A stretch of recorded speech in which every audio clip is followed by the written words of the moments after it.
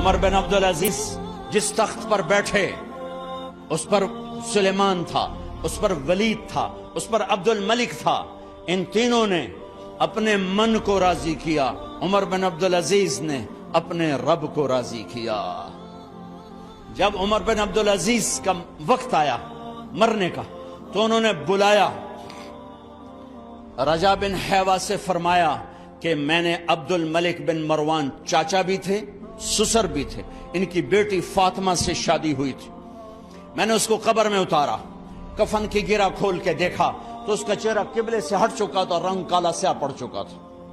عبد الملک بن مروان گورا چٹا تھا، یہ جگہ سرخ تھا، کالا۔ پھر میں نے ولید کو قبر میں اتارا، اس کا بیٹا 10 سال حکومت کی، اس نے 21 سال حکومت کی، اس نے 10 سال کی، ولید بن عبد الملک۔ میں نے اس کے کفن کی گرہ کو کھول کے دیکھا تو اس کا رنگ سیاہ ہو چکا تھا اور قبلہ کی طرف سے چہرہ پھر چکا تھا۔ پھر سلیمان کا واقعہ تو ابھی سنایا، پھر سلیمان کو قبر میں اتارا اور اس کے کفن کی گرہ کو کھول کے دیکھا تو اس کا چہرہ قبلے سے ہٹ چکا تھا۔ اب میں جا رہا ہوں، مجھے دیکھنا۔ پہلے تینوں نے حکومت کی پوجا کی اور عمر بن عبدالعزیز نے اپنے اللہ کی پوجا کی۔ انہوں نے ایک بڑا عجیب خطبہ دیا جب خلیفہ بنے۔ اے لوگو، بچپن میں شعر و شاعری کا شوق تھا تو میں شاعر بنا، تھوڑا سا اٹھان ہوئی تو علم کا شوق لگا، میں نے علم حاصل کیا، جوان ہوا تو فاطمہ بنت عبد الملک سے عشق ہوا، میں نے اس سے شادی کی، اب اللہ نے مجھے حکومت دے دی ہے، اب تم دیکھو کہ میں اس سے اپنے اللہ کو راضی کروں گا۔ ہمارے حکمران تو ووٹ سے آتے ہیں اور چلے جاتے ہیں 4-5 سال کے بعد، ان کی وراثت میں حکومت آ رہی ہے اور 3 بر اعظم پر حکومت ہے اور ایسا روب دبدبہ ہے بنو امیہ کا، کوئی ان کے سامنے سر نہیں اٹھا سکتا۔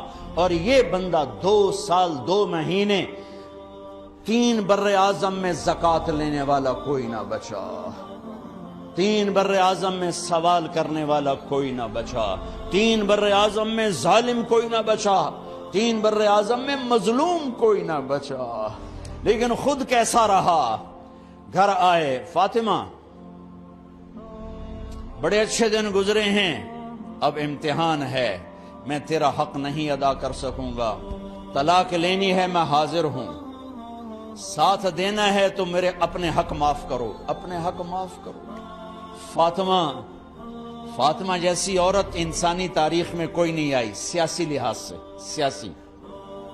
دادا مروان بادشاہ، باپ عبد الملک بادشاہ، بھائی ولید بادشاہ، دوسرا بھائی سلیمان بادشاہ، تیسرا بھائی ہشام بادشاہ، چوتھا بھائی یزید بادشاہ اور اپنا خامند بادشاہ۔ 7 نسبتوں سے یہ عورت شہزادی ہے۔ کائنات انسانی تاریخ میں اتنی بڑی عورت کوئی نہیں آئی، سیاسی۔ فاطمہ کہنے لگیں، عمر میں نے سکھ کے دن تیرے ساتھ گزارے ہیں، دکھ میں تجھے چھوڑ کے نہیں جاؤں گی، جاؤ میں نے اپنے سارے حق معاف کیے۔ پھر حضرت عمر بن عبدالعزیز کی راتیں اور دن کیسے گزرے؟ فاطمہ بنت عبد الملک فرماتی ہیں 2 سال 2 مہینے میں وہ میرے بستر پر میرے ساتھ نہیں لیٹے، انہیں غسل کی ضرورت نہیں پیش آئی، مصلے پہ بیٹھتے اور روتے وہیں سو جاتے اور روتے وہیں سے اٹھتے۔ پر 3 بر اعظم میں ظالم کوئی نہ بچا، مظلوم کوئی نہ بچا، زکوٰۃ لینے والا کوئی نہ بچا، بھکاری بھیک مانگنے والا کوئی نہ بچا۔ 3 بر اعظم کو ایسے صاف کر دیا۔ یہ فیصل آباد بھی ان کی حکومت میں شامل تھا، چونکہ ملتان وہ بمبئی تک اور ملتان دیپال پور تک، یہ سارا علاقہ ملتان میں آتا ہے، اور محمد بن قاسم نے ملتان فتح کیا ولید کے زمانے میں۔ اپنی حکومت کو اللہ کی رضا کے لیے استعمال کیا۔ کیسے استعمال کیا؟ سارے مال فاطمہ کا سارا زیور بیت المال میں ڈال دیا، تنخواہ پہ آ گئے، عید کا موقع آیا، بچوں نے ماں سے کہا، 12 بچے تھے، بچیاں 12 بچے بچیاں، ہمیں کپڑے لے کر دو، عید آ رہی ہے، ہر آدمی اپنے بچوں کے لیے کپڑے لے رہا ہے، ہمارے بچے بھی کہہ رہے ہیں کپڑے لیں، جاؤ بھائی لو۔ فاطمہ کے پاس عمر 3 بر اعظم کے بادشاہ کے بچے آ رہے ہیں، ماں جی عید آ رہی، کپڑے تو لے دیں، ابا سے کہیں کہ ابا سے بات کرتی ہوں. ابا تشریف لائے، خزانے لبالب بھرے ہوئے ہیں گندم کے ڈھیر کی طرح، کہ امیر المومنین بچے کپڑے مانگ رہے ہیں. فاطمہ میرے پاس تو پیسے نہیں، میں کہاں سے کپڑے لے کر دوں، میرے پاس تو پیسے کوئی نہیں.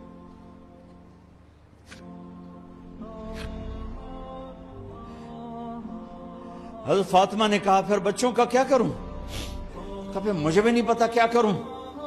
اس کے پہلے 3 حکمرانوں نے لوٹ مار کے بازار گرم کیے، ظلم و ستم کے پہاڑ توڑے، اور آج اسی خزانے پہ ایک شخص بیٹھا ہے جو اللہ کو راضی کرنے کے جھنڈے گاڑ رہا ہے. تو فاطمہ نے کہا آپ ایسا کریں، اگلے مہینے کی تنخواہ ایڈوانس لے لیں، اس سے میں اپنے بچوں کو کپڑے لے دیتی ہوں، اور گھر کا خرچہ میں مزدوری کر کے گھر کی روٹی چلا لوں گی. ارے اپنی تاریخ پڑھو، صرف ڈرامے ہی نہ دیکھتے رہ جاؤ، صرف گانے ہی نہ سنتے رہ جاؤ. اور بھی دکھ ہیں زمانے میں محبت کے سوا، راحتیں اور بھی ہیں وصل کی راحت کے سوا. انہوں نے اپنے بلایا وزیر خزانہ مزاحم، اپنا ہی غلام. ہاں بھائی مزاحم، ہمیں بچوں کے کپڑے چاہیے، تو اگلے مہینے کی تنخواہ ایڈوانس مل جائے. وہ کہنے لگے امیر المومنین آپ مجھے لکھ کر دے دیں کہ آپ 1 مہینہ زندہ رہیں گے، میں آپ کو تنخواہ دے دیتا ہوں. عمر بن عبدالعزیز سر جھکایا، اٹھے، گھر گئے. فاطمہ میرے بچوں سے کہہ دو کہ تمہارا باپ کپڑے لے کے نہیں دے سکتا. اپنی تاریخ تو دیکھو.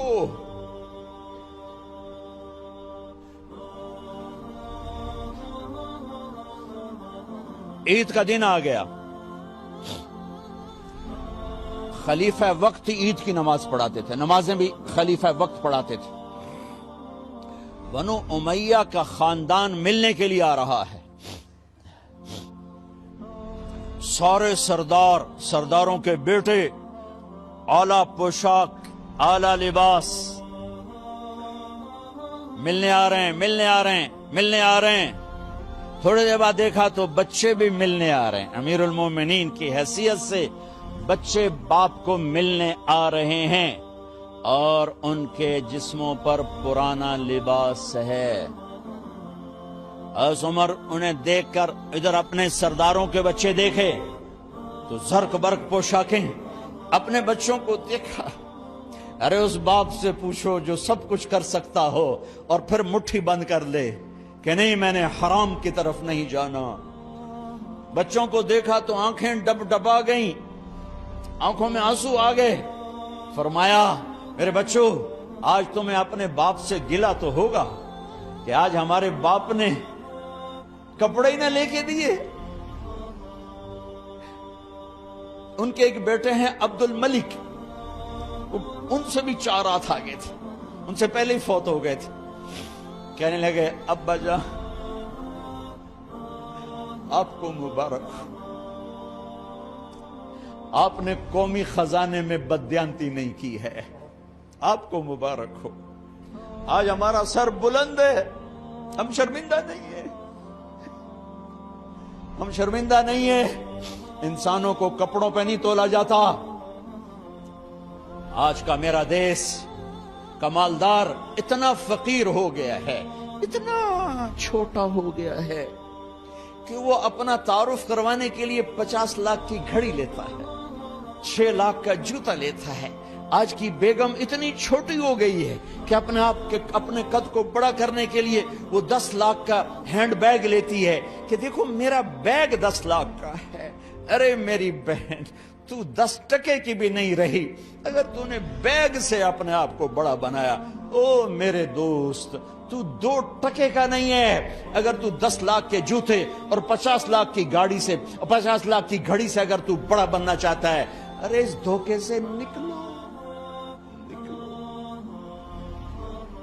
برینڈڈ کہاں جا رہے ہو؟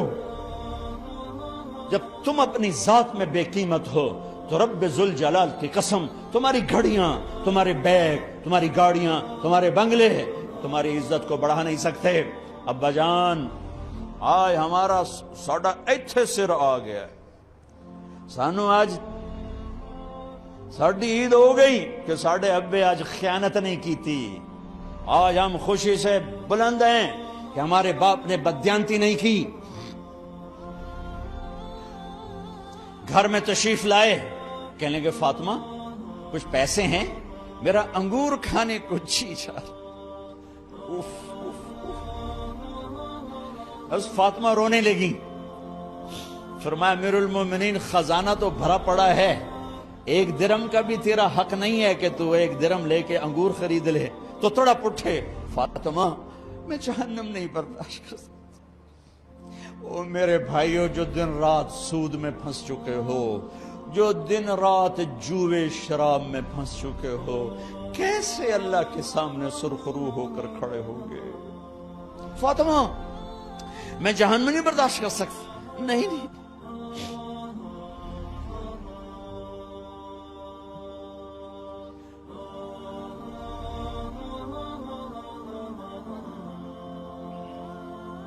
ایک رات گھر میں تشریف لائے، بچیاں بیٹیاں، منہ پہ ہاتھ کپڑا رکھا، دوپٹہ رکھا منہ پہ، اور بات کریں۔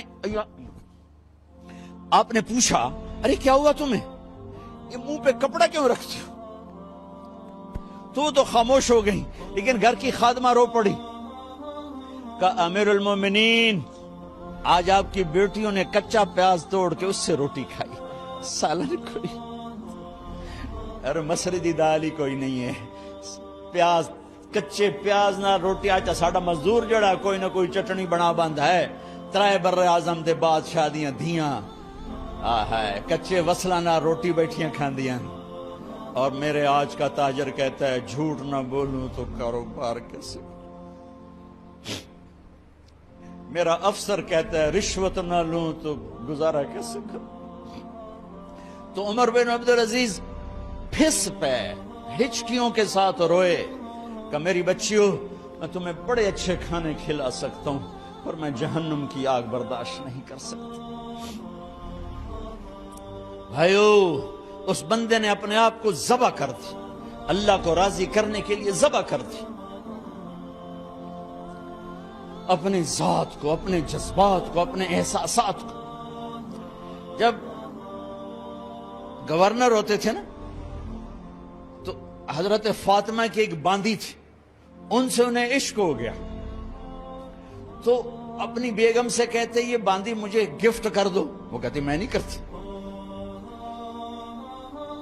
جب یہ خلیفہ بنے کئی دفعہ ان سے کہتے مجھے ہدیہ کر دو، مجھے دے دو، وہ کہتی میں نہیں دیتی، میں نہیں دیتی۔ جب یہ خلیفہ بنے تو ان کی بیگم نے اس باندی کو نہلایا، خوبصورت زیورات سے سجایا، عالی شان میک اپ کیا اور اس کا ہاتھ پکڑ کے لائی، امیر المومنین یہ آپ کی خدمت میں گفٹ ہے۔